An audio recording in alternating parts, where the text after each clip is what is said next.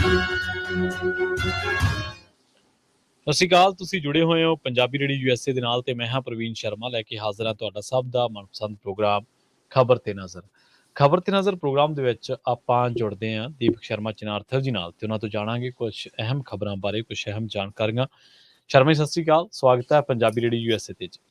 ਸਤਿ ਸ਼੍ਰੀ ਅਕਾਲ ਪ੍ਰਵੀਨ ਜੀ, ਸਾਰੇ ਸਰੋਤਿਆਂ ਨੂੰ, ਦਰਸ਼ਕਾਂ ਨੂੰ ਮੇਰੀ ਪਿਆਰ ਭਰੀ ਸਤਿ ਸ਼੍ਰੀ ਅਕਾਲ ਜੀ। ਪ੍ਰੋਗਰਾਮ ਦੇ ਵਿੱਚ ਅੱਗੇ ਵਧਣ ਤੋਂ ਪਹਿਲਾਂ ਧੰਨਵਾਦ ਸਾਡੇ ਸਪਾਂਸਰਸ ਦਾ ਜਿਹੜੇ ਜ਼ਰੀਆ ਬਣਦੇ ਨੇ ਇਹਨਾਂ ਪ੍ਰੋਗਰਾਮਾਂ ਨੂੰ ਤੁਹਾਡੇ ਤੱਕ ਪਹੁੰਚਾਉਣ ਦਾ। ਖਾਲਸਾ ਇੰਸ਼ੋਰੈਂਸ ਏਜੰਸੀ ਵਾਲੇ ਪਿਛਲੇ ਕਈ ਦਹਾਕਿਆਂ ਤੋਂ ਇੰਸ਼ੋਰੈਂਸ ਦੇ ਵਿੱਚ ਸ਼ਾਨਦਾਰ ਸੇਵਾਵਾਂ ਦੇਣ ਦੇ ਲਈ ਜਾਣੇ ਜਾਂਦੇ ਨੇ। ਕਿਸੇ ਵੀ ਤਰ੍ਹਾਂ ਦੀ ਇੰਸ਼ੋਰੈਂਸ ਦੇ ਲਈ ਤੁਸੀਂ ਇਹਨਾਂ ਦੇ ਨਾਲ 408 272 2500 ਤੇ ਗੱਲ ਕਰ ਸਕਦੇ ਹੋ।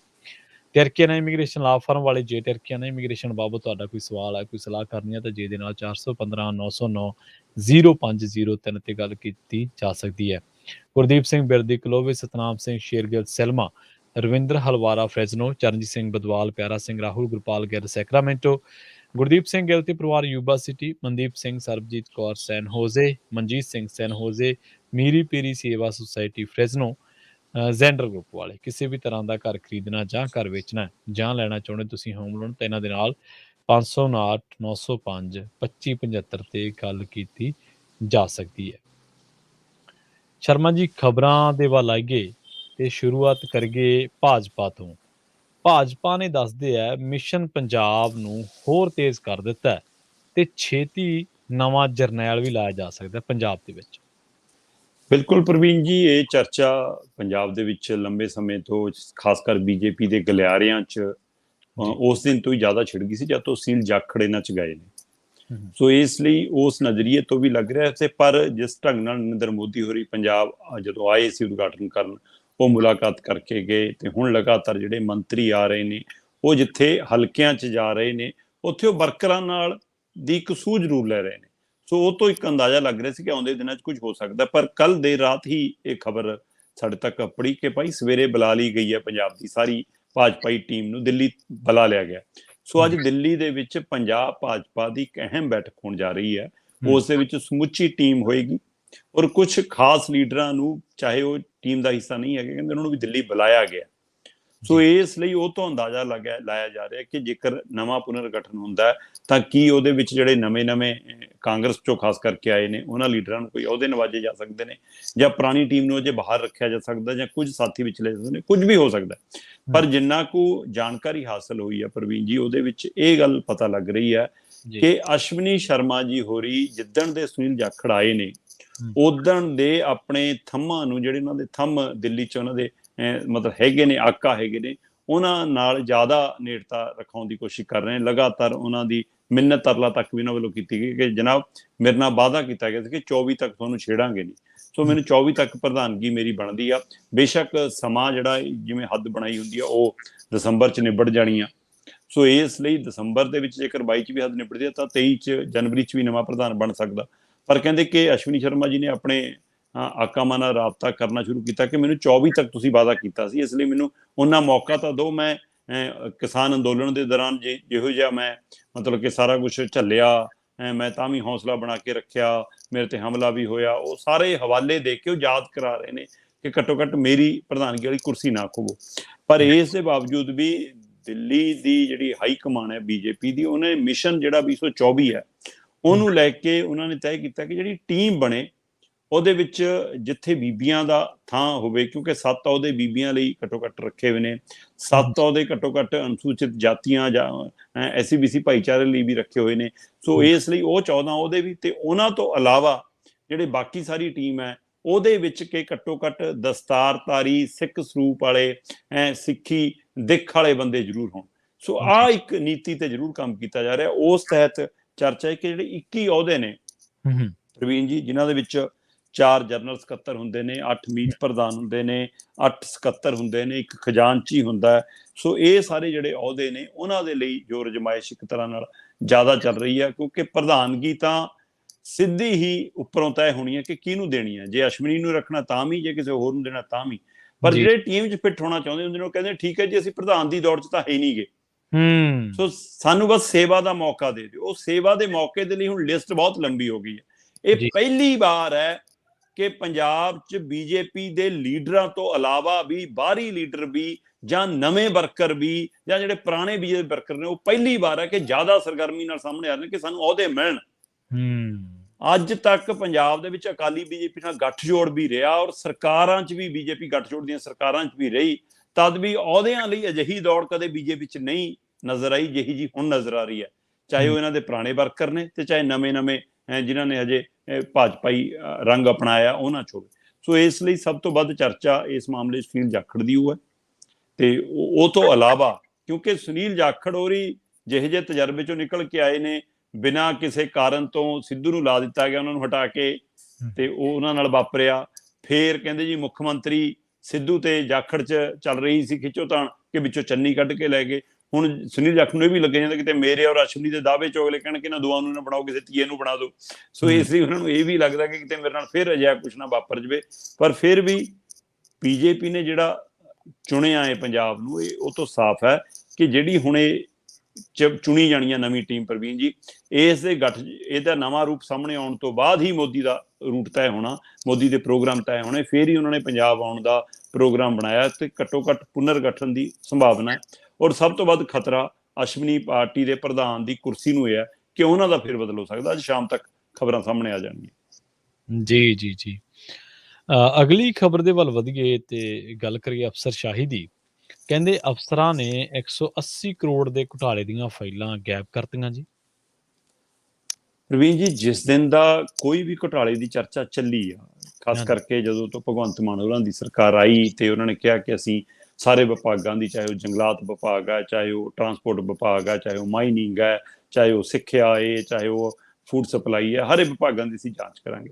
ਜਦੋਂ ਪਿਛਲੇ ਦਿਨਾਂ 'ਚ ਆਪਾਂ ਵੀ ਇਹਨਾਂ ਕੱਪੜਿਆਂ ਨੂੰ ਲੈ ਕੇ, ਚਾਹੇ ਉਹ ਸਾਧੂ ਸਿੰਘ ਧਰਮਸੋਤ ਵਾਲਾ ਮਸਲਾ ਹੋਵੇ, ਚਾਹੇ ਆਸ਼ੂ ਵਾਲਾ ਮਸਲਾ ਹੋਵੇ, ਆਪਾਂ ਵੀ ਗੱਲ ਕਰਦੇ ਸੀ। ਆਪਾਂ ਵੀ ਕਹਿੰਦੇ ਸੀ ਕਿ ਭਾਈ ਅਫਸਰਾਂ ਦੀ ਭੂਮਿਕਾ ਕਿੱਥੇ ਹੈ, ਜੀ ਜੀ ਜੀ, ਅਫਸਰਾਂ ਦੀ ਜਾਂਚ ਕੌਣ ਕਰੇਗਾ? ਕੱਲਾ ਮੰਤਰੀ ਬਿਲਕੁਲ ਨਹੀਂ ਕਰ ਸਕਦਾ ਜਦੋਂ ਤੱਕ ਉਹਦੇ ਨਾਲ ਥੱਲੇ ਉਹ ਬਾਬੂ ਵਾਲੀ ਟੀਮ, ਸਕੱਤਰ ਵਾਲੀ ਟੀਮ, ਕਲਰਕਾਂ ਵਾਲੀ ਟੀਮ, ਮਤਲਬ ਉਹ ਕਿਉਂਕਿ ਉੱਪਰ ਪਹੁੰਚਣ ਲਈ ਪੌੜੀਆਂ ਤਾਂ ਚਾਹੀਦੀਆਂ ਨੇ ਨਾ। ਸੋ ਇਸ ਲਈ ਚਾਹੇ ਉੱਪਰੋਂ ਥੱਲੇ ਨੂੰ ਉਤਰਨਾ ਤੇ ਜੇ ਥੱਲੇ ਉੱਪਰ ਨੂੰ ਚੜਨਾ, ਉਹ ਪੌੜੀਆਂ ਦੇ ਕੰਮ ਅਫਸਰ ਕਰਦੇ ਨੇ। ਔਰ ਕਈ ਵਾਰ ਤਾਂ ਚਲੋ ਆਹ ਤਾਂ ਹੰਡੇ ਤਪੇ ਨੇ, ਮਤਲਬ ਕਿ ਭਾਰਤ ਭੂਸ਼ਣ ਆਸ਼ੂ ਵਰਗੇ ਤਾਂ ਜਿਹੜੇ ਹੁਣ ਨਵੇਂ ਆਏ ਨੇ, ਉਹਨਾਂ ਨੂੰ ਜੇ ਨਹੀਂ ਵੀ ਪਤਾ ਤਾਂ ਫਾਰਮੂਲੇ ਦੱਸਣੇ ਕਿਹਨੇ ਨੇ ਕਿ ਜਨਾਬ ਪਿਛਲੇ ਮੰਤਰੀ ਸਾਹਿਬ ਐਂ ਖਾਂਦੇ ਸੀ, ਜਨਾਬ ਪਿਛਲੇ ਮੰਤਰੀ ਸਾਹਿਬ ਐਂ ਕਰ ਲੈਂਦੇ ਸੀ, ਤੇ ਇਹ ਫਾਰਮੂਲੇ ਦੱਸਦਾ ਕੌਣ ਹੈ? ਅਫਸਰ ਹੀ ਦੱਸਦੇ ਆ ਨਾ। ਸੋ ਇਸ ਲਈ ਅਫਸਰਾਂ ਦੀ ਜਾਂਚ ਬਹੁਤ ਜ਼ਰੂਰੀ ਹੈ। ਪਰ ਅਫਸਰ ਜੇਕਰ ਬਚਦੇ ਰਹੇ ਨੇ ਤਾਂ ਉਹਦਾ ਕਾਰਨ ਵੀ ਇਹੀ ਹੈ ਕਿ ਜਾਂਚ ਕਰਨ ਵਾਲੇ ਵੀ ਅਫਸਰ ਹੁੰਦੇ ਨੇ। ਸੋ ਇਹ ਇਸ ਲਈ ਉਹਨਾਂ ਦਾ ਬਚਾਅ ਹੁੰਦਾ ਰਿਹਾ। ਪਰ ਹੁਣ ਇਸ ਮਾਮਲੇ ਦੇ ਵਿੱਚ ਜਿਹੜਾ ਫੂਡ ਸਪਲਾਈ ਵਿਭਾਗ ਨਾਲ ਸੰਬੰਧਿਤ ਮਾਮਲਾ ਹੈ, ਢੋਆ ਢਵਾਈ ਨਾਲ ਸੰਬੰਧਿਤ ਮਾਮਲਾ ਹੈ, ਅਨਾਜ ਨੂੰ ਖੁਰਦ-ਬੁਰਦ ਕਰਨ ਵਾਲਾ ਮਾਮਲਾ ਹੈ, ਉਸ ਮਾਮਲੇ ਦੇ ਵਿੱਚ ਭਾਰਤ ਭੂਸ਼ਣ ਆਸ਼ੂ ਦੇ ਹਵਾਲੇ ਨਾਲ ਜਿਹੜਾ ਮਾਮਲਾ ਆ ਰਿਹਾ, ਉਹ ਕਹਿੰਦੇ 180 ਕਰੋੜ ਰੁਪਏ ਦੇ ਘੁਟਾਲੇ ਦਾ ਦਸਤਾਵੇਜ਼ ਹੀ ਨਹੀਂ ਮਿਲ ਰਹੇ, ਰਿਕਾਰਡ ਹੀ ਨਹੀਂ ਮਿਲ ਰਿਹਾ, ਫਾਈਲਾਂ ਹੀ ਨਹੀਂ ਮਿਲ ਰਹੀਆਂ। ਸੋ ਉਹ ਕਈ ਅਧਿਕਾਰੀਆਂ ਨੇ ਗਾਇਬ ਕਰਤੀਆਂ, ਜਾਂ ਕਿਸੇ ਮਤਲਬ ਕਿ ਬੜੀ ਸਾਜ਼ਿਸ਼ ਤਹਿਤ ਉਹ 'ਚ ਮੰਤਰੀ ਦੀ ਭੂਮਿਕਾ ਹੈ ਜਾਂ ਨਹੀਂ, ਭਾਰਤ ਭੂਸ਼ਣ ਆਸ਼ੂ ਦਾ ਉਹਦੇ ਵਿੱਚ ਰੋਲ ਹੈ ਜਾਂ ਨਹੀਂ, ਜਾਂ ਥੱਲੇ ਵਾਲੇ। ਕਿਉਂਕਿ ਜੇਕਰ ਫਾਈਲਾਂ ਫਰੋਲੀਆਂ ਗਈਆਂ ਤਾਂ ਬਿਲਕੁਲ ਸਾਫ਼ ਹੈ ਕਿ ਰਾਜਨੀਤੀ ਤੋਂ ਲੈ ਕੇ ਪ੍ਰਸ਼ਾਸਨਿਕ ਤੱਕ ਇਹ ਮਸਲਾ ਆਉਣਾ ਹੀ ਆਉਣਾ। ਸੋ ਕੀ ਉਹ ਹੁਣ ਭਾਰਤ ਭੂਸ਼ਣ ਆਸ਼ੂ ਨੂੰ ਬਚਾਉਣ ਲਈ ਰਿਕਾਰਡ ਗਾਇਬ ਕੀਤਾ ਜਾ ਰਿਹਾ, ਉਹ ਉਸ ਦੀ ਸਜ਼ਾ ਨੂੰ ਘਟਾਉਣ ਲਈ ਰਿਕਾਰਡ ਗਾਇਬ ਕੀਤਾ ਜਾ ਰਿਹਾ, ਜਾਂ ਆਪਣੀ ਚਮੜੀ ਬਚਾ ਰਹੇ ਨੇ ਅਫਸਰ ਅਧਿਕਾਰੀ? ਸੋ ਆਪਣਾ ਚੰਮ ਬਚਾਉਣ ਲਈ ਕੀਤਾ ਜਾ ਰਿਹਾ। ਸੋ ਕੁਛ ਨਾ ਕੁਛ ਹੈ। ਸੋ ਇਸ ਲਈ ਇਸ ਮਸਲੇ ਦੇ ਉੱਤੇ ਬਕਾਇਦਾ ਮਤਲਬ ਕਿ ਈਡੀ ਵੀ ਜਿਵੇਂ ਕੰਮ ਕਰਨ ਲੱਗੀ ਹੈ, ਜਿਵੇਂ ਵਿਜੀਲੈਂਸ ਵੀ ਕੰਮ ਕਰ ਰਹੀ ਹੈ, ਪ੍ਰਵੀਨ ਜੀ, ਈਡੀ ਨੇ ਔਰ ਵਿਜੀਲੈਂਸ ਨੇ ਮਿਲ ਕੇ ਸਾਂਝੀ ਬੈਠਕ ਬੁਲਾ ਲਈ ਹੈ। ਇਹ ਪਹਿਲੀ ਵਾਰ ਹੈ ਕਿ ਸਿੱਧਾ ਆਪਸ ਵਿੱਚ ਤਾਲਮੇਲ ਕਰਕੇ ਚੱਲ ਰਹੇ ਨੇ, ਕਿਉਂਕਿ ਇਹ 'ਚ ਹੁਣ ਮਨੀ ਲਾਂਡਰਿੰਗ ਦਾ ਮਾਮਲਾ ਸਿੱਧੇ ਰੂਪ 'ਚ ਜੁੜ ਗਿਆ। ਸੋ ਉਸ ਨੂੰ ਲੈ ਕੇ ਇਕੱਲੇ ਭਾਰਤ ਭੂਸ਼ਣ ਆਸ਼ੂ ਵਾਲੇ ਮਾਮਲੇ 'ਚ ਨਹੀਂ, ਸਾਧੂ ਸਿੰਘ ਧਰਮਸੋਤ ਵਾਲੇ ਮਾਮਲੇ 'ਚ ਵੀ, ਭਾਰਤ ਭੂਸ਼ਣ ਆਸ਼ੂ ਵਾਲੇ ਮਾਮਲੇ 'ਚ ਵੀ, ਇੱਥੋਂ ਤੱਕ ਕਿ ਸੰਗਤ ਸਿੰਘ ਗਿਲਜੀਆਂ ਵਾਲੇ ਮਾਮਲੇ 'ਚ ਵੀ, ਇੱਥੋਂ ਤੱਕ ਕਿ ਪੋਪਲੀ ਵਾਲੇ ਮਾਮਲੇ 'ਚ ਵੀ, ਇਹਨਾਂ ਚਾਰਾਂ ਮਾਮਲਿਆਂ ਨੂੰ ਲੈ ਕੇ ਈਡੀ ਔਰ ਵਿਜੀਲੈਂਸ ਮਿਲ ਕੇ ਮੀਟਿੰਗ ਕਰ ਰਹੀ ਹੈ। ਤੇ ਇਹਦੇ ਉੱਤੇ ਹੁਣ ਇਕੱਠੀਆਂ ਕਾਰਵਾਈ ਕਿ ਤੁਸੀਂ ਆਪਣਾ ਕੰਮ ਕਰੀ ਜਾਇਓ, ਸਾਡੇ ਬੰਦੇ ਆਪਣਾ ਕੰਮ ਕਰੀ ਜਾਣਗੇ, ਪੈਰਲਲ ਕੰਮ ਚੱਲੀ ਜਾਵੇ। ਔਰ ਦੂਸਰੇ ਪਾਸੇ 16 ਸ਼ਿਕਾਇਤਾਂ ਨੇ ਭਾਰਤ ਭੂਸ਼ਣ ਆਸ਼ੂ ਦੇ ਖਿਲਾਫ, ਤੇ ਪਤਾ ਲੱਗਾ ਹੈ ਕਿ ਈਡੀ ਉਹਨਾਂ ਦੇ ਖਿਲਾਫ ਕੁਝ ਹੋਰ FIR ਦਰਜ ਕਰਨ ਦੀ ਤਿਆਰੀ ਕਰ ਰਹੀ ਹੈ। ਉਹ ਵੱਖ-ਵੱਖ ਥਾਵਾਂ ਤੇ ਵੀ ਹੋ ਸਕਦੀਆਂ ਨੇ। ਸੋ ਇਸ ਲਈ ਭਾਰਤ ਭੂਸ਼ਣ ਆਸ਼ੂ ਲਈ ਹੁਣ ਬਚਣਾ ਕਾਫੀ ਮੁਸ਼ਕਲ ਨਜ਼ਰ ਆ ਰਿਹਾ ਹੈ ਕਿ ਉਹ ਇੱਕ ਤੋਂ ਬਾਅਦ ਇੱਕ ਉਹਨਾਂ ਦੇ ਉੱਤੇ ਜੇਕਰ FIR ਹੁੰਦੀਆਂ ਗਈਆਂ ਤੇ ਉਹਨਾਂ ਮਾਮਲਿਆਂ 'ਚ ਉਲਝਣਗੇ ਵੀ। ਤੇ ਕੱਲ ਦੇਰ ਸ਼ਾਮ ਉਹਨਾਂ ਨੂੰ ਮਤਲਬ ਕਿ 4 ਮਿੰਟ ਦੀ ਸੁਣਵਾਈ ਸੀ ਕੱਲ। ਉਸ ਤੋਂ ਬਾਅਦ ਜੱਜ ਸਾਹਿਬ ਨੇ ਕਿਹਾ ਕਿ ਠੀਕ ਹੈ ਜੀ, ਇਹਨੂੰ ਭੇਜੋ। ਤੇ ਉਹਨਾਂ ਨੂੰ ਜਦੋਂ ਜੁਡੀਸ਼ੀਅਲ ਹਿਰਾਸਤ 'ਚ ਭੇਜ ਦਿੱਤਾ ਗਿਆ, ਜੁਡੀਸ਼ੀਅਲ ਰਿਮਾਂਡ ਤੇ ਭੇਜਿਆ ਗਿਆ, ਤਦ ਉਹ ਪਟਿਆਲਾ ਜੇਲ੍ਹ ਕੱਲ ਲਿਜਾਇਆ ਗਿਆ। ਪਹਿਲੀ ਰਾਤ ਚੱਕੀ 'ਚ ਕੱਟਣੀ ਪਈ, ਅੱਜ ਬੈਰਕ ਅਲਾਟ ਹੋ ਜਾਣੀ ਆ। ਸੋ ਉੱਥੇ ਹੁਣ ਨਵਜੋਤ ਸਿੱਧੂ ਵੀ ਮਿਲਿਆ ਕਰਨਗੇ, ਸਾਹਿਬ ਸਿੰਘ ਧਰਮਸੋਤ ਵੀ ਮਿਲਿਆ ਕਰਨਗੇ। ਸੋ ਇਸ ਲਈ ਉਹਨਾਂ ਦੀ ਲਾਈਨ 'ਚ ਲੱਗ ਗਏ ਨੇ। ਸੋ ਇਹ ਹੁਣ ਦੇਖਣ ਵਾਲੀ ਵਾਰੀ ਹੈ ਕਿ ਅੱਗੇ ਤੱਕ ਕਿੱਥੇ ਜਾਂਦਾ ਇਹ ਮਾਮਲਾ। ਮਨਪ੍ਰੀਤ ਵੱਲ ਨੂੰ ਮੋੜਾ ਕੱਟਦਾ, ਇਹ ਅਧਿਕਾਰੀਆਂ ਵੱਲ ਨੂੰ ਮੋੜਾ ਕੱਟਦਾ, ਇਹ ਰਵਨੀਤ ਬਿੱਟੂ ਵੱਲ ਨੂੰ ਮੋੜਾ ਕੱਟਦਾ, ਜਾਂ ਕਿਸੇ ਹੋਰ ਮੰਤਰੀ ਵੱਲ ਨੂੰ ਮੋੜਾ ਕੱਟਦਾ। ਇਹ ਇਸੇ ਵਿਭਾਗ ਦਾ ਮਾਮਲਾ ਖਾਸਾ ਚਰਚਾ ਦੇ ਵਿੱਚ ਹੈ। ਔਰ ਇਸ ਨੂੰ ਲੈ ਕੇ ਹੁਣ 180 ਕਰੋੜ ਦੀਆਂ ਫਾਈਲਾਂ ਲੱਭਣ ਦੇ ਲਈ ਵੀ ਅਧਿਕਾਰੀਆਂ ਦੇ ਉੱਤੇ ਅਧਿਕਾਰੀ ਲਾ ਦਿੱਤੇ ਗਏ ਨੇ। ਸੋ ਇਸ ਲਈ ਉਹ ਜਾਂਚ ਵੀ ਖਾਸ ਕਰ ਮੋਹਾਲੀ ਦੀ ਟੀਮ ਹੈ, ਕਿਉਂਕਿ ਮੋਹਾਲੀ ਦੇ ਐਸਐਸਪੀ ਨੂੰ ਹੀ ਇਹ ਜਾਂਚ ਪੜਤਾਲ ਸਾਰੀ ਸੌਂਪੀ ਗਈ ਹੈ। ਔਰ ਇਸ ਲਈ ਉਹਨਾਂ ਨੂੰ ਸਪੈਸ਼ਲ ਟੀਮ ਵਜੋਂ ਇਹ ਨਿਯੁਕਤੀ ਦੇ ਕੇ ਉਹਨਾਂ ਤੋਂ ਕੰਮ ਲਿਆ ਜਾ ਰਿਹਾ। ਸੋ ਮੋਹਾਲੀ ਹਮੇਸ਼ਾ ਚਰਚਾ 'ਚ ਰਿਹਾ। ਇਸ ਵਾਰ ਕਦੇ ਮਤਲਬ ਕਿ ਜਲੰਧਰ ਦੀ ਪੁਲਿਸ, ਕਦੇ ਬਠਿੰਡੇ ਦੀ ਪੁਲਿਸ, ਤੇ ਕਦੇ ਪਟਿਆਲੇ ਦੀ ਪੁਲਿਸ, ਉੱਥੇ ਅਹੁਦਿਆਂ ਦੇ ਉੱਤੇ ਵੱਡੀਆਂ ਧਿਰਾਂ ਜਾ ਕੇ ਮਤਲਬ ਕਿ ਨੇੜਲੇ ਮੰਤਰੀਆਂ, ਮੁੱਖ ਮੰਤਰੀਆਂ ਦੇ ਅਧਿਕਾਰੀ ਤੈਨਾਤ ਹੋਣਾ ਚਾਹੁੰਦੇ ਸੀ। ਪਰ ਇਸ ਵਾਰ ਮੋਹਾਲੀ ਕੇਂਦਰ ਬਿੰਦੂ ਆ, ਖਾਸ ਕਰਕੇ ਚਾਹੇ ਉਹ ਬੱਗਾ ਚੱਕਣ ਜਾਣਾ ਹੋਵੇ, ਤੇ ਚਾਹੇ ਇੱਥੇ ਕਿਸੇ ਤੇ FIR ਕਰਨੀਆਂ ਹੋਣ, ਤੇ ਚਾਹੇ ਪੁਰਾਣੇ ਕਾਂਗਰਸੀਆਂ ਦੇ ਘਪਲਿਆਂ ਨੂੰ ਉਜਾਗਰ ਕਰਨਾ ਹੋਵੇ। ਸੋ ਇਸ ਲਈ ਇਸ ਵਾਰ ਮੋਹਾਲੀ ਫੋਕਸ ਹੈ, ਤੇ ਮੋਹਾਲੀ ਤੋਂ ਹੀ ਕਾਰਵਾਈ ਚੱਲ ਰਹੀ ਹੈ। ਔਰ ਹੁਣ ED ਵਿੱਚ ਇਨਵੋਲਵ ਹੋ ਗਿਆ। ਉਹਦੇ ਨਾਲ ਹੁਣ ਭਾਰਤ ਭੂਸ਼ਣ ਆਸ਼ੂ, ਸਾਹਿਬ ਸਿੰਘ ਧਰਮਸੋਤ, ਸੰਗਤ ਸਿੰਘ ਗਿਲਜੀਆਂ ਤੇ ਪੋਪਲੀ ਹੋਰਾਂ ਦੀ ਜਾਨ ਹੋਰ ਕੜਿੱਕੀ 'ਚ ਆ ਗਈ ਹੈ। ਜੀ। ਅਗਲੀ ਖਬਰ ਦੀ ਗੱਲ ਕਰੀਏ ਸ਼ਰਮਾ ਜੀ, ਚਰਚ ਦੇ ਵਿੱਚ ਭੰਨਤੋੜ ਹੋਈ ਹੈ, ਤੇ ਉਸ ਤੋਂ ਬਾਅਦ ਸਵਾਲ ਹਰ ਇੱਕ ਦੀ ਜ਼ੁਬਾਨ ਤੇ, ਹਰ ਇੱਕ ਦੇ ਜ਼ਿਹਨ ਤੇ ਇਹੀ ਹੈ ਕਿ ਕੀ ਧਰਮ ਦੀ ਆੜ ਦੇ ਵਿੱਚ ਪੰਜਾਬ ਨੂੰ ਸਿਆਸੀ ਲਾਂਬੂ ਲਾਉਣ ਦੀ ਤਿਆਰੀ ਹੈ? ਪ੍ਰਵੀਨ ਜੀ, ਬਿਲਕੁਲ। ਜੇਕਰ ਤੁਸੀਂ ਕਹੋ ਤਾਂ ਇਹਦੇ ਵਿੱਚ ਕੋਈ ਦੋ ਰਾਏ ਨਹੀਂ ਜੀ ਕਿ ਧਰਮ ਦੀ ਆੜ ਦੇ ਵਿੱਚ ਹੀ ਸਿਆਸੀ ਲਾਂਬੂ ਲੱਗ ਰਿਹਾ, ਜਦੋਂ ਕਿ ਹੋਣਾ ਇਹ ਚਾਹੀਦਾ ਕਿ ਧਰਮ ਦੇ ਵਿੱਚ ਸਿਆਸਤ ਦਾ ਕੋਈ ਕੰਮ ਨਹੀਂ। ਸੋ ਉਸ ਬਾਵਜੂਦ ਵੀ ਸਾਡਾ ਉਹਦਾ ਸਿਆਸੀਕਰਨ ਇੰਨੀ ਮਜ਼ਬੂਤੀ ਨਾਲ ਕਰ ਦਿੱਤਾ ਗਿਆ ਕਿ ਸਾਨੂੰ ਪਤਾ ਹੀ ਨਹੀਂ ਲੱਗਦਾ ਕਿ ਅਸੀਂ ਗੱਲ ਧਰਮ ਦੀ ਕਰ ਰਹੇ ਹਾਂ ਕਿ ਸਿਆਸੀ ਹੱਥਾਂ 'ਚ ਖੇਡ ਰਹੇ ਹਾਂ। ਸੋ ਜਦੋਂ ਪੰਜਾਬ ਦੀ ਸਥਿਤੀ ਤੋਂ ਮੈਂ ਦੇਖਦਾ ਤੇ ਦੋ ਪਹਿਲੂ ਸਮਝਣ ਵਾਲੇ ਨੇ, ਸਭ ਤੋਂ ਜਿਹੜੇ ਗੰਭੀਰ ਨੇ। ਘਟਨਾ ਵਾਪਰੀ, ਉਸ ਘਟਨਾ ਦੀ ਖਬਰ ਨਸਰ ਹੋ ਗਈ ਕਿ ਹਾਂ 2 ਮੂਰਤੀਆਂ ਖੰਡਿਤ ਕੀਤੀਆਂ ਗਈਆਂ, ਖੰਡਿਤ ਅੰਗ ਲੈ ਗਏ ਚੱਕ ਕੇ, ਉਹਦੇ ਕੰਨ ਪੱਟੀ ਤੇ ਬੰਦੂਕ ਰੱਖ ਲਈ, ਪਿਸਟਲ ਰੱਖ ਲਿਆ, ਕੁਲਾੜੀ ਨਾਲ ਤੋੜ-ਫੋੜ ਕਰ ਦਿੱਤੀ। ਉਸ ਤੋਂ ਬਾਅਦ ਉਹਦੀ ਗੱਡੀ ਨੂੰ ਅੱਗ ਲਾ ਗਏ ਤੇ ਉੱਥੋਂ ਫਰਾਰ ਹੋ ਗਏ। ਉਹ ਤੋਂ ਪਹਿਲਾਂ ਵੀ ਕੁਝ ਦਿਨ ਪਹਿਲਾਂ ਹੀ ਇੱਕ ਜਿੱਥੇ ਉਹ ਕਰ ਰਹੇ ਸੀ ਆਪਣਾ ਧਾਰਮਿਕ ਸਮਾਗਮ, ਈਸਾਈ ਭਾਈਚਾਰਾ, ਉੱਥੇ ਜਾ ਕੇ ਵੀ ਅਟੈਕ ਹੁੰਦਾ। ਉਹ ਕਹਿੰਦੇ ਜੀ ਨਹੀਂ, ਅਸੀਂ ਤਾਂ ਆਪਣੀ ਚਰਚਾ ਕਰ ਰਹੇ ਸੀ ਧਾਰਮਿਕ। ਉਹ ਕਹਿੰਦੇ ਨਹੀਂ ਜੀ, ਤੁਸੀਂ ਇਬਾਦਤ ਨਹੀਂ ਕਰ ਰਹੇ ਸੀ, ਤੁਸੀਂ ਧਰਮ ਪਰਿਵਰਤਨ ਦੀ ਕੋਸ਼ਿਸ਼। ਔਰ ਪੰਜਾਬ 'ਚ ਧਰਮ ਪਰਿਵਰਤਨ ਹੈ, ਹੋ ਵੀ ਰਿਹਾ, ਇਹ 'ਚ ਕੋਈ ਦੋ ਰਾਏ ਨਹੀਂ। ਵੱਡੀ ਪੱਧਰ ਦੇ ਉੱਤੇ ਸਿੱਖ ਭਾਈਚਾਰੇ 'ਚੋਂ, ਸਿੱਖੀ ਨਾਲ ਸੰਬੰਧਿਤ ਖਾਸ ਕਰਕੇ ਉਹ ਲੋਕ ਈਸਾਈ ਬਣ ਵੀ ਰਹੇ ਨੇ। ਖਾਸ ਕਰ ਬਾਰਡਰ ਏਰੀਆ ਇਸ ਮਾਮਲੇ ਜ਼ਿਆਦਾ ਪ੍ਰਭਾਵਿਤ ਹੋ ਰਿਹਾ, ਕਿਉਂਕਿ ਉਹ ਹਮੇਸ਼ਾ ਪਛੜਿਆ ਰਿਹਾ, ਕਮਜ਼ੋਰ ਰਿਹਾ। ਉੱਥੇ ਉਹ ਜਿਹਾ ਵਿਕਾਸ, ਉਹ ਜਿਹੀਆਂ ਨੀਤੀਆਂ ਉੱਥੇ ਅਸਰ ਨਜ਼ਰ ਨਹੀਂ ਆਇਆ। ਸੋ ਉਸ ਨੂੰ ਵੀ ਲੈ ਕੇ ਈਸਾਈਆਂ ਦੇ ਪ੍ਰਚਾਰਕਾਂ ਨੇ ਉਸ ਥਾਂ ਨੂੰ ਚੁਣਿਆ। ਤੇ ਉੱਥੇ ਅੱਜ ਕੱਲ੍ਹ ਜਿਵੇਂ ਪੰਜਾਬ ਦੇ ਵਿੱਚ ਦਾਖਲ ਹੁੰਦੇ ਹੀ ਸੜਕਾਂ ਦੇ ਚੌਂ ਪਾਸਿਆਂ ਤੁਹਾਨੂੰ ਕਈ ਮਹਿਲਾਂ ਵਰਗੀਆਂ ਜਦੋਂ ਮਤਲਬ ਕਿ ਦਿਖਦੀਆਂ ਨੇ ਉਸਰੀਆਂ ਹੋਈਆਂ, ਤਾਂ ਉੱਥੋਂ ਲੱਗਦਾ ਕਿ ਹਾਂ ਚਰਚਾਂ ਦੇ ਉੱਤੋਂ ਕਿ ਇਹਦੇ ਲਈ ਇੱਥੇ ਉਹਨਾਂ ਦੀ ਵੱਡੀ ਥਾਂ ਬਣ ਗਈ। ਪਰ ਇਸ ਨੂੰ ਲੈ ਕੇ ਜਿਹੋ ਜਿਹਾ ਟਕਰਾਅ ਹੋਇਆ, ਪਹਿਲਾਂ ਉੱਥੇ ਜਾ ਕੇ ਕੁੱਟਮਾਰ ਹੋਣੀ, ਤੇ ਫਿਰ ਉੱਧਰ ਜਥੇਦਾਰ ਸਾਹਿਬ ਦਾ ਸਾਹਮਣੇ ਆ ਜਾਣਾ ਕਿ ਨਹੀਂ ਪਰਚੇ ਰੱਦ ਕਰਾ ਕੇ ਰਵਾਂਗੇ, ਉੱਧਰ ਉਹ ਕਹਿੰਦੇ ਧਰਨੇ ਤੇ ਬੈਠੇ ਆ ਪਰਚੇ ਕਰਾ ਕੇ ਰਵਾਂਗੇ, ਇੱਧਰ ਹੁਣ ਉਸ ਤੋਂ ਬਾਅਦ ਤਾਜ਼ਾ ਇਹ ਘਟਨਾ ਸਾਹਮਣੇ ਆ ਜਾਣੀ। ਸੋ ਇਹ ਸਾਰੀਆਂ ਘਟਨਾਵਾਂ ਕਿਤੇ ਸਿਰਫ ਇੰਨਾ ਕੁ ਦੇਖਣ ਨੂੰ ਹੋ ਸਕਦਾ ਕਿਸੇ ਨੂੰ ਲੱਗਦੀਆਂ ਹੋਣ ਕਿ ਸਿਰਫ ਦੋ ਟਕਰਾਏ ਜੀ ਦੋ ਸੰਗਠਨਾਂ ਦੇ ਵਿੱਚ, ਦੋ ਲੋਕਾਂ ਦੇ ਵਿੱਚ। ਨਹੀਂ ਜਨਾਬ ਜੀ, ਇਹਦਾ ਅਸਰ ਪੰਜਾਬ ਦੇ ਪਿੰਡਾਂ ਸ਼ਹਿਰਾਂ ਚੋਂ ਨਿਕਲ ਕੇ ਭਾਰਤ ਦੇ ਹਰ ਸੂਬੇ ਤੱਕ ਜਾ ਰਿਹਾ, ਔਰ ਉਹਦਾ ਅਸਰ ਭਾਰਤ ਤੋਂ ਨਿਕਲ ਕੇ ਵਿਦੇਸ਼ਾਂ ਤੱਕ ਜਾ ਰਿਹਾ। ਜੀ ਬਿਲਕੁਲ। ਸੋ ਜਦੋਂ ਚਰਚ ਤੇ ਹਮਲਾ ਹੁੰਦਾ ਹੈ ਤਾਂ ਦੁਨੀਆ ਭਰ ਦੇ ਵਿੱਚ ਜਿਹੜੇ ਈਸਾਈ ਮੁਲਕ ਨੇ ਜਾਂ ਈਸਾਈ ਨੂੰ ਮੰਨਣ ਵਾਲੀ ਮੱਤ ਵਾਲੇ ਜਿੱਥੇ ਲੋਕ ਬੈਠੇ ਨੇ, ਉੱਥੇ ਸਮੁੱਚਾ ਪੰਜਾਬੀ ਔਰ ਭਾਰਤੀ ਭਾਈਚਾਰਾ ਨਿਸ਼ਾਨੇ ਤੇ ਆਉਂਦਾ ਜੀ। ਉੱਥੇ ਜਦੇ ਉਹਨਾਂ ਦੀ ਨਜ਼ਰ ਜਾਂਦੀ ਹੈ ਇਹ ਭਾਰਤ ਸੇ ਆਏ, ਭਾਰਤ ਮੇਂ ਐਸਾ ਹੋ ਰਿਹਾ। ਸੋ ਆਹ ਜਿਹੜਾ ਫਿਕਰਮੰਦੀ ਹੈ ਉਸ ਨੂੰ ਸੋਚਣ ਦੀ ਲੋੜ ਹੈ। ਇਸੇ ਤਰ੍ਹਾਂ ਜਦੋਂ ਇੱਥੇ ਟਕਰਾਅ ਵਾਲੀ ਸਥਿਤੀ ਹੁੰਦੀ ਹੈ ਤਾਂ ਜਿਹੜਾ ਵੀ ਪੰਜਾਬੀ ਬਾਹਰ ਬੈਠਾ ਜਾਂ ਜਿਹੜੇ ਸਿੱਖ ਬਾਹਰ ਬੈਠੇ ਨੇ ਪੰਜਾਬ ਤੋਂ ਬਾਹਰ, ਚਾਹੇ ਉਹ ਦਿੱਲੀ 'ਚ ਬੈਠੇ ਨੇ, ਚਾਹੇ ਉਹ ਕੇਰਲਾ 'ਚ ਬੈਠੇ ਨੇ, ਚਾਹੇ ਉਹ ਮਹਾਰਾਸ਼ਟਰ 'ਚ ਬੈਠੇ ਨੇ, ਚਾਹੇ ਉਹ ਕਿਸੇ ਹੋਰ ਸੂਬਿਆਂ 'ਚ ਬੈਠੇ ਨੇ, ਸੋ ਉੱਥੇ ਜਿੱਥੇ ਹੁੰਦਾ ਫਿਰ ਉੱਥੇ ਉਹਨਾਂ ਲਈ ਖਤਰਾ ਖੜਾ ਹੁੰਦਾ। ਸੋ ਇਸ ਲਈ ਕਿਸੇ ਵੀ ਘਟਨਾ ਨੂੰ ਅੰਜਾਮ ਦੇਣ ਤੋਂ ਪਹਿਲਾਂ ਇਹ ਸਮਝਣਾ ਚਾਹੀਦਾ ਕਿ ਇਹਦਾ ਅਸਰ ਕਿਸ ਰੂਪ 'ਚ ਕਿੱਥੇ ਜਾਣਾ। ਸੋ ਅਸੀਂ ਤੱਤੇ ਹੋ ਕੇ, ਗਰਮ ਹੋ ਕੇ ਕਈ ਵਾਰ ਅਜਿਹੀ ਘਟਨਾ ਨੂੰ ਅੰਜਾਮ ਦੇ ਲੈਂਦੇ ਹਾਂ ਕਿ ਸਾਨੂੰ ਲੱਗਦਾ ਕਿ ਹਾਂ ਅਸੀਂ ਆਪਣੇ ਧਰਮ ਦੇ ਚੱਕਰ ਦੇ ਵਿੱਚ ਆ ਕੁਝ ਕਰ ਰਹੇ ਹਾਂ, ਸਾਡੇ ਧਰਮ ਨੂੰ ਜਿਹੜੀ ਢਾਲ ਆ ਰਹੀ ਹੈ ਅਸੀਂ ਉਹਦੇ ਲਈ ਕਰ ਰਹੇ ਹਾਂ, ਪਰ ਉਹਦਾ ਨੁਕਸਾਨ ਸਾਡੇ ਹੀ ਭਾਈਚਾਰੇ ਨੂੰ ਕਿੱਥੇ ਕਿੱਥੇ ਚੁੱਕਣਾ ਪੈਂਦਾ, ਕਈ ਵਾਰ ਅਸੀਂ ਉਹਦੇ ਪਰ ਗੌਰ ਨਹੀਂ ਕਰਦੇ। ਸੋ ਇਹ ਮਸਲਾ ਬਹੁਤ ਸੰਵੇਦਨਸ਼ੀਲ ਹੈ, ਇਸ ਲਈ ਇਸ ਨੂੰ ਧਰਮ ਦੇ ਐਂਗਲ ਤੋਂ ਹੀ ਦੇਖਣਾ ਪਏਗਾ। ਜਦੋਂ ਇਹਨੂੰ ਰਾਜਨੀਤਿਕ ਐਂਗਲ ਦਿੱਤਾ ਜਾਂਦਾ ਫਿਰ ਹੋਰ ਖਤਰਾ ਖੜਾ। ਇਹ ਘਟਨਾਕ੍ਰਮ ਰਾਜਨੀਤਿਕ ਪਾਰਟੀਆਂ ਨੂੰ ਬਹੁਤ ਫਾਇਦਾ ਦਿੰਦਾ, ਖਾਸ ਕਰਕੇ ਆਮ ਆਦਮੀ ਪਾਰਟੀ ਨੂੰ ਜਾਂ ਬੀਜੇਪੀ ਨੂੰ, ਉਹਨਾਂ ਨੂੰ ਬਹੁਤ। ਭਾਜਪਾ ਜਿੱਥੇ ਜਿੱਥੇ ਸੂਬਿਆਂ 'ਚ ਆਈ ਆ ਉਹਨਾਂ ਦੇ ਉਹ ਸੂਬਿਆਂ 'ਚ ਆਮਦ ਤੋਂ ਪਹਿਲਾਂ ਉੱਥੇ ਅਜਿਹੀ ਧਾਰਮਿਕ ਹਿੰਸਾ ਹੋਈ ਆ। ਜੀ ਬਿਲਕੁਲ ਸਹੀ ਹੈ। ਸੋ ਇਹਦਾ ਮਤਲਬ ਇਹ ਨਹੀਂ ਹੈ ਕਿ ਅਸੀਂ ਕਹਿੰਦੇ ਕਿ ਇਹਦੇ ਪਿੱਛੇ ਬੀਜੇਪੀ ਹੈ, ਇਹਦਾ ਮਤਲਬ ਇਹ ਹੈ ਕਿ ਜਿੱਥੇ ਅਜਿਹੀ ਘਟਨਾ ਵਾਪਰ ਜਾਂਦੀ ਹੈ ਉਸ ਤੋਂ ਬਾਅਦ ਬੀਜੇਪੀ ਨੂੰ ਕੈਸ਼ ਕਰਨ ਦਾ ਮੌਕਾ ਮਿਲ ਜਾਂਦਾ, ਭਾਜਪਾ ਨੂੰ ਉਹਦੇ ਉੱਤੇ ਆਪਣੀ ਰਾਜਨੀਤਿਕ ਇਮਾਰਤ ਖੜੀ ਕਰਨ ਦਾ ਮੌਕਾ ਮਿਲ ਜਾਂਦਾ। ਸੋ ਇਸ ਲਈ ਪੰਜਾਬ ਨੂੰ ਸੋਚਣਾ ਚਾਹੀਦਾ ਕਿ ਸਾਡੇ ਹੀ ਲੋਕ ਨੇ, ਸਾਡੇ ਹੀ ਪੰਜਾਬੀ ਨੇ, ਜੇ ਉਹ ਈਸਾਈ ਬਣ ਰਹੇ ਨੇ ਤਾਂ ਕਿਉਂ ਬਣ ਰਹੇ ਨੇ, ਇਹਦੇ ਉੱਤੇ ਆਪਣੇ ਘਰੇ ਬੈਠ ਕੇ ਸੋਚਣਾ ਪਏਗਾ ਜੀ। ਸੋ ਹੁਣ ਦਿੱਲੀ ਵਾਲੀ ਜਿਹੜੀ ਕਮੇਟੀ ਬਣ ਕੇ ਆਈ ਆ ਨਵੀਂ ਪੰਜਾਬ ਦੇ ਵਿੱਚ ਉਹ ਹੁਣ ਕੱਲ 2-3 ਦਿਨਾਂ ਦੀਆਂ ਫੋਟੋਆਂ ਪਾ ਰਹੀ ਹੈ, ਅਸੀਂ 80 ਪਰਿਵਾਰ ਵਾਪਸ ਲਿਆਂਦੇ, ਅਸੀਂ 40 ਪਰਿਵਾਰ ਵਾਪਸ ਲਿਆਂਦੇ। ਹੁਣ ਉਹ ਕਿਹੜੀ ਭੂਮਿਕਾ ਨਾਲ ਵਾਪਸ ਲਿਆ ਰਹੇ ਨੇ, ਉਹ ਕੰਮ ਪੰਜਾਬ ਦੀ ਸ਼੍ਰੋਮਣੀ ਕਮੇਟੀ ਕਿਉਂ ਨਹੀਂ ਕਰ ਸਕੀ ਜੀ? ਜੇ ਉਹ ਕਰ ਰਹੇ ਨੇ ਤਾਂ ਇਹ ਕਿਉਂ ਨਹੀਂ ਕਰ ਸਕੇ? ਹੁਣ ਉਸ ਦਿਨ ਦੀ ਚਰਚਾ ਚੱਲੀ ਜਾਂਦੀ ਹੈ ਕਿ ਇੱਥੇ ਪ੍ਰਚਾਰ ਪ੍ਰਸਾਰ ਕੀਤਾ ਜਾ ਰਿਹਾ ਕਿ ਲਓ ਜੀ ਅਸੀਂ ਇੰਨੇ ਕਰੋੜ ਫੁੱਲਾਂ ਤੇ ਲਾਏ, ਇੰਨੇ ਕਰੋੜ ਅਸੀਂ ਸਜਾਵਟ ਤੇ ਲਾਏ, ਇੰਨੇ ਕਰੋੜ ਅਸੀਂ ਆਹ ਚੀਜ਼ਾਂ ਦੇ ਖਰਚੇ, ਤੇ ਉੱਥੇ ਥੱਲੇ ਸੋਸ਼ਲ ਮੀਡੀਆ ਤੇ ਪੰਜਾਬ ਦੇ ਲੋਕ ਹੀ, ਸਿੱਖ ਭਾਈਚਾਰੇ ਦੇ ਬੰਦੇ ਹੀ ਥੱਲੇ ਕਮੈਂਟ ਕਰੀ ਜਾਂਦੇ ਨੇ ਕਿ ਭਾਈ ਜਿਹੜੇ ਕਿਸਾਨ ਖੁਦਕੁਸ਼ੀਆਂ ਕਰ ਰਹੇ ਨੇ, ਜਿਹੜੇ ਬੱਚੇ ਡਿਗਰੀਆਂ ਨਹੀਂ ਲਿਜਾ ਪਾ ਰਹੇ, ਬੇਸ਼ੱਕ ਇਹ ਕੰਮ ਸਰਕਾਰਾਂ ਦਾ ਹੁੰਦਾ ਪਰ ਗੁਰੂ ਦੀ ਗੋਲਕ ਗਰੀਬ ਦਾ ਮੂੰਹ। ਸੋ ਉਹਦੇ ਲਈ ਜੇਕਰ ਇਹ ਚੀਜ਼ਾਂ ਹੱਲ ਹੋ ਜਾਣ ਤਾਂ ਉਹਦੇ ਨਾਲ ਉਹ ਕਿਉਂ ਦੂਸਰੇ ਪਾਸੇ ਜਾਣਗੇ, ਕਿਉਂਕਿ ਇਹਦੇ ਵਿੱਚ ਕੋਈ ਦੋ ਰਾਏ ਨਹੀਂ ਪ੍ਰਵੀਨ ਜੀ।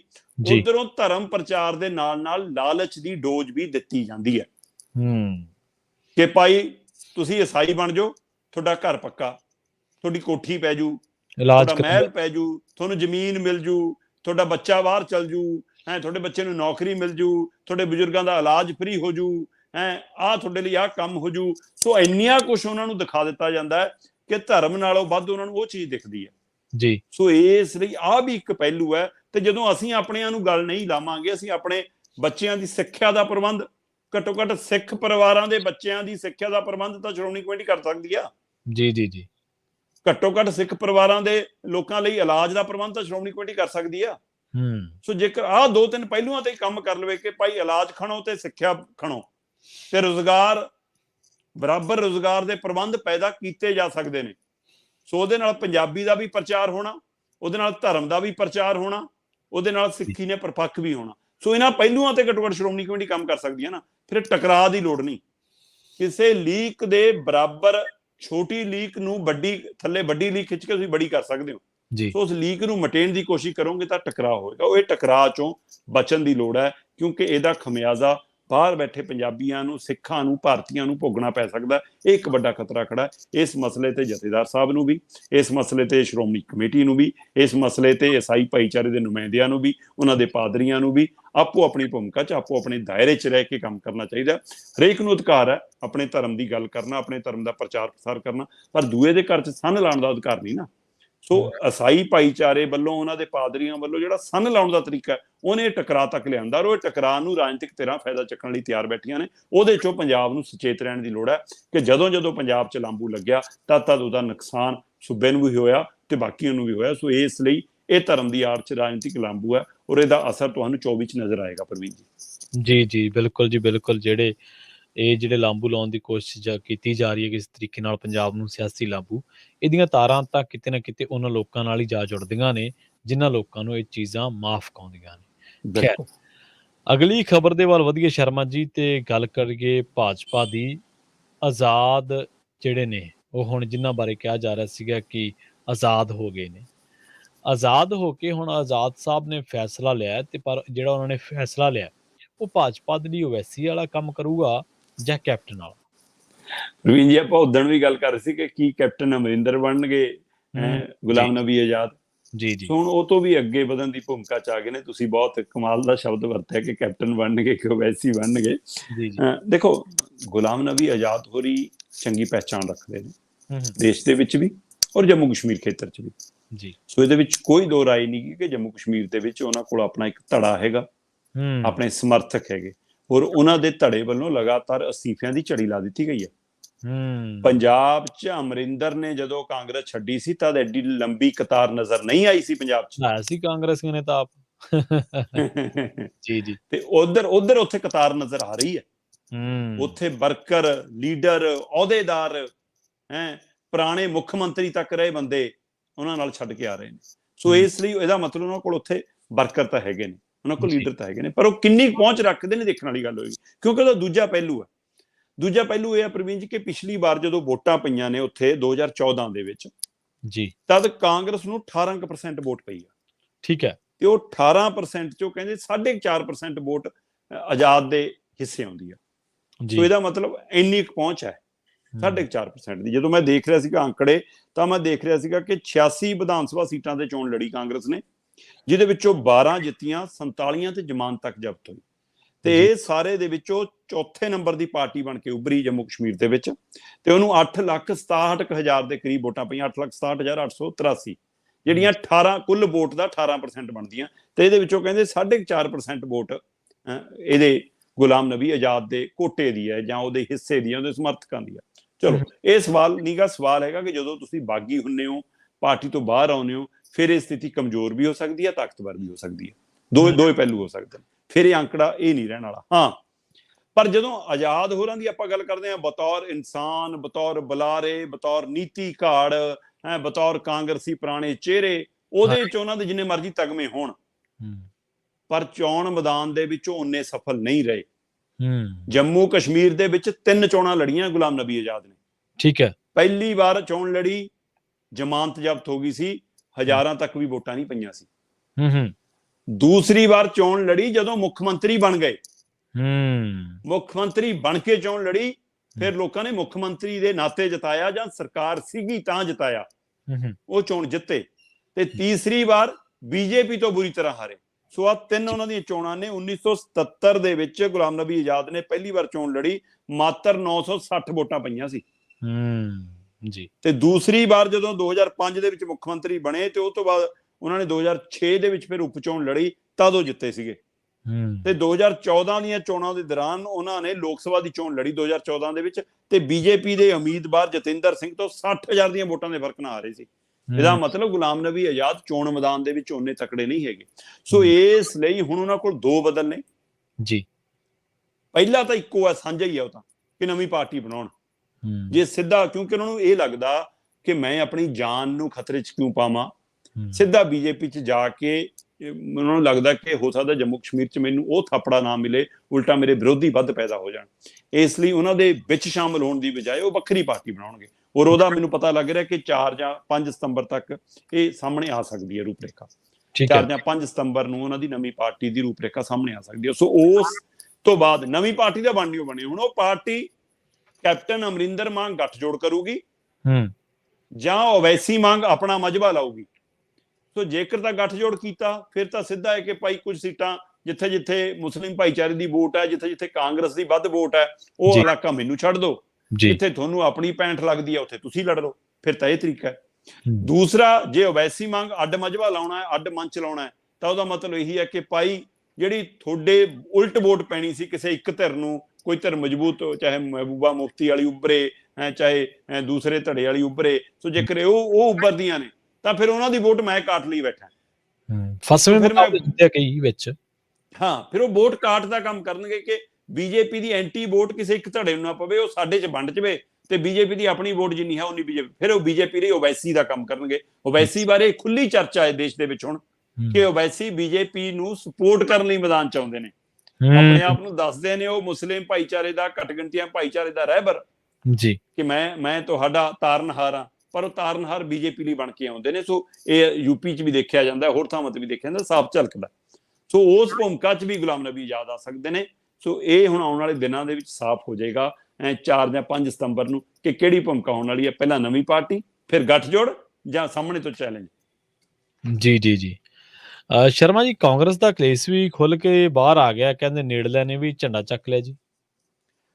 ਬਿਲਕੁਲ ਪ੍ਰਵੀਨ ਜੀ, ਤੁਸੀਂ ਇਹ ਦੇਖੋ ਕਿ ਗੁਲਾਮ ਨਬੀ ਆਜ਼ਾਦ ਨੂੰ ਮਨਾਉਣ ਦੇ ਲਈ ਜਿਹੜੇ ਲੀਡਰ ਭੇਜੇ ਗਏ, ਉਹਨਾਂ 'ਚ ਭੁਪਿੰਦਰ ਸਿੰਘ ਹੁੱਡਾ ਹੋਰਾਂ ਨੂੰ ਭੇਜਿਆ ਗਿਆ ਸੀ, ਉਹਨਾਂ 'ਚ ਆਨੰਦ ਸ਼ਰਮਾ ਨੂੰ ਭੇਜਿਆ ਗਿਆ ਸੀ, ਤੇ ਉਹ ਮਤਲਬ ਕਿ ਰੰਗ ਚੜ ਗਿਆ ਮੈਨੂੰ ਲੱਗਦਾ ਗੁਲਾਮ ਨਬੀ ਆਜ਼ਾਦ ਵਾਲਾ। ਆਨੰਦ ਸ਼ਰਮਾ ਹੋਰੀ ਪਹਿਲਾਂ ਵੀ ਕਈ ਵਾਰ ਤਿੱਖਾ ਬੋਲ ਕੇ ਬਾਅਦ ਚੋਂ ਫਿਰ ਪਲੋਸ ਵੀ ਲੈਂਦੇ ਸੀ, ਪਰ ਇਸ ਵਾਰ ਉਹ ਹਿਮਾਚਲ ਦੀ ਜਿਹੜੀ ਕਾਂਗਰਸੀ ਟੀਮ ਦੀਆਂ ਲੈ ਕੇ ਬੈਠਕਾਂ ਹੋਈਆਂ, ਉਹਨਾਂ ਬੈਠਕਾਂ 'ਚੋਂ ਦੂਰ ਹੋ ਗਏ। ਉਹ 2 ਦਿਨਾਂ ਦੀਆਂ ਪਿਛਲੇ 2 ਦਿਨਾਂ 'ਚ ਬੈਠਕਾਂ 'ਚ ਸ਼ਾਮਲ ਨਹੀਂ ਹੋਏ। ਸੋ ਇੱਥੋਂ ਸਮਝ ਆਉਂਦਾ ਕਿ ਉੱਥੋਂ ਮੁੜਨ ਤੋਂ ਬਾਅਦ ਮਤਲਬ ਉਹ ਵੀ ਕਿਸੇ ਸੁਰ ਬਦਲ ਰਹੇ ਨੇ। ਇੱਧਰ ਭੁਪਿੰਦਰ ਹੁੱਡਾ ਅਜੇ ਇਸ ਮਾਮਲੇ 'ਚ ਕੁਝ ਵੀ ਖੁੱਲ੍ਹ ਕੇ ਨਹੀਂ ਬੋਲ ਰਹੇ, ਕਿਉਂਕਿ ਉਹਨਾਂ ਨੂੰ ਲੱਗਦਾ ਕਿ ਜੇਕਰ ਹਰਿਆਣੇ 'ਚ ਮੈਨੂੰ ਬਾਗਡੋਰ ਦਿੰਦੇ ਨੇ ਤਾਂ ਠੀਕ ਹੈ, ਜੇ ਨਹੀਂ ਦੇਣਗੇ ਤਾਂ ਫਿਰ ਮੈਂ ਬਾਗੀ। ਸੋ ਇਸ ਲਈ ਉਹ ਅਜੇ ਦੇਖ ਰਹੇ ਨੇ, ਬਾਤ ਕਰ ਰਹੇ ਨੇ।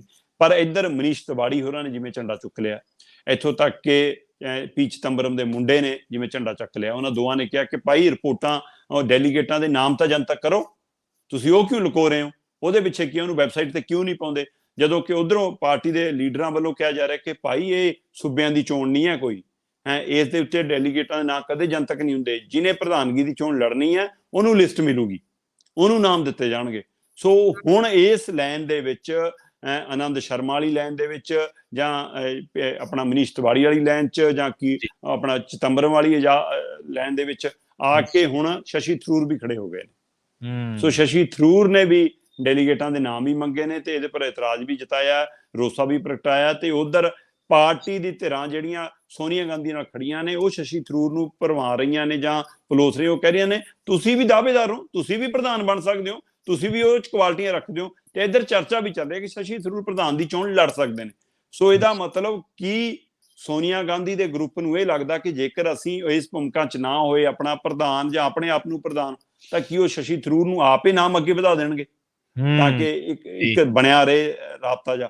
ਸੋ ਇਸ ਲਈ ਸ਼ਸ਼ੀ ਥਰੂਰ ਨੂੰ ਉਧਰੋਂ ਜਾਣ ਤੋਂ ਰੋਕਣ ਦੀ ਕੋਸ਼ਿਸ਼ ਹੋ ਰਹੀ ਹੈ, ਜਾਂ ਸ਼ਸ਼ੀ ਥਰੂਰ ਹੁਣ G23 ਦਾ ਹਿੱਸਾ ਬਣ ਸਕਦੇ ਨੇ, ਉਧਰੋਂ ਚੋਣ ਲੜ ਸਕਦੇ ਨੇ। ਸੋ ਆਉਣ ਵਾਲੇ ਦਿਨਾਂ 'ਚ ਕਾਂਗਰਸ ਦਾ ਵੀ ਮਤਲਬ ਕਿ ਜਿਹੜਾ ਕਲੇਸ਼ ਹੈ ਉਹ ਵੱਧ ਕੇ, ਚਾਹੇ ਅੱਜ ਸਾਹਮਣੇ ਆ ਗਿਆ, ਪਰ ਅਜੇ ਹੋਰ ਖਲਾਰਾ ਪੈਣਾ ਹੈ, ਅਜੇ ਵਿਹੜੇ 'ਚ ਹੋਰ ਚੁੱਲ੍ਹੇ ਚੌਂਕੇ ਇਹਨਾਂ ਦੇ ਫੁੱਟਣੇ ਨੇ। ਸੋ ਉਹ ਤੁਹਾਨੂੰ ਨਜ਼ਰ ਆਏਗਾ। ਤੇ ਇਹ ਜੇ 17 ਅਕਤੂਬਰ ਨੂੰ ਜਿਹੜੀ ਚੋਣ ਹੈ ਉਹ ਤੋਂ ਪਹਿਲਾਂ ਹੀ ਕੁਝ ਨਾ ਕੁਝ, ਜੇਕਰ ਅੰਦਰ ਬੈਠ ਕੇ ਗੰਢ ਧੁੱਪ ਨਾ ਹੋਈ, ਅੰਦਰ ਬੈਠ ਕੇ ਭੇਲੀ ਨਾ ਭੰਨੀ ਇਹਨਾਂ ਨੇ, ਤੇ ਫਿਰ ਬਾਹਰ ਖਲਾਰਾ ਪਏਗਾ ਹੀ ਪਏਗਾ। ਜੀ ਪਹਿਲਾਂ ਹੀ G23 ਜਿਹੜਾ ਗਰੁੱਪ ਆ ਉਹਨੇ ਕਾਂਗਰਸ ਦੇ ਵਿੱਚ ਬਹੁਤ ਸਾਰੇ ਜਿਹੜੇ ਆ ਫਸਾਦ, ਬਖੇੜੇ, ਬਵਾਲ ਖੜੇ ਕੀਤੇ ਹੋਏ ਆ। ਆਪਾਂ ਚਰਚਾ ਵੀ ਕੀਤੀ ਸੀ ਇੱਕ ਦਿਨ ਸ਼ਰਮਾ ਜੀ ਕਿ ਕਾਂਗਰਸ ਦੇ ਵਿੱਚੋਂ ਬਹੁਤ ਸਾਰੇ ਵੱਡੇ ਲੀਡਰ ਜਿਹੜੇ ਆ ਪਿਛਲੇ 8 ਸਾਲਾਂ ਦੇ ਵਿੱਚ, ਜਿਨ੍ਹਾਂ ਦੇ ਵਿੱਚ ਕਈ ਤਾਂ ਮੁੱਖ ਮੰਤਰੀ ਨੇ, ਉਹ ਛੱਡ ਕੇ ਚਲੇ ਗਏ ਨੇ ਕਾਂਗਰਸ ਨੂੰ। ਬਿਲਕੁਲ 24 ਦੇ ਕਰੀਬ ਵੱਡੇ ਲੀਡਰ। ਹਾਂਜੀ 24 ਦੇ ਕਰੀਬ ਵੱਡੇ ਲੀਡਰ ਤੁਸੀਂ ਦੱਸਿਆ ਸੀਗਾ। ਸੋ ਸ਼ਰਮਾ ਜੀ ਬਹੁਤ ਧੰਨਵਾਦ ਤੁਹਾਡਾ ਇਹਨਾਂ ਖਾਸ ਜਾਣਕਾਰੀਆਂ ਦੇ ਲਈ। ਸ਼ੁਕਰੀਆ ਜੀ। ਸੋ ਪ੍ਰੋਗਰਾਮ ਖਬਰ ਤੇ ਨਜ਼ਰ ਦੇ ਵਿੱਚ ਵੇਲਾ ਸਮਾਂ ਇਜਾਜ਼ਤ ਨਹੀਂ ਦਿੰਦਾ। ਵੇਲਾ ਹੋ ਚੱਲਿਆ ਤੁਹਾਡੇ ਤੋਂ ਇਜਾਜ਼ਤ ਲੈਣ ਦਾ, ਵਿਦਾਈ ਲੈਣ ਦਾ। ਜੁੜੇ ਰਹੋ ਪੰਜਾਬੀ ਰੇਡੀਓ USA ਦੇ ਨਾਲ। ਤੇ ਆਖਿਰ ਦੇ ਵਿੱਚ ਇੱਕ ਵਾਰ ਫਿਰ ਤੋਂ ਤੁਹਾਨੂੰ ਸਭ ਨੂੰ ਪਿਆਰ, ਸਤਿਕਾਰ ਸਹਿਤ ਸਤਿ ਸ਼੍ਰੀ ਅਕਾਲ।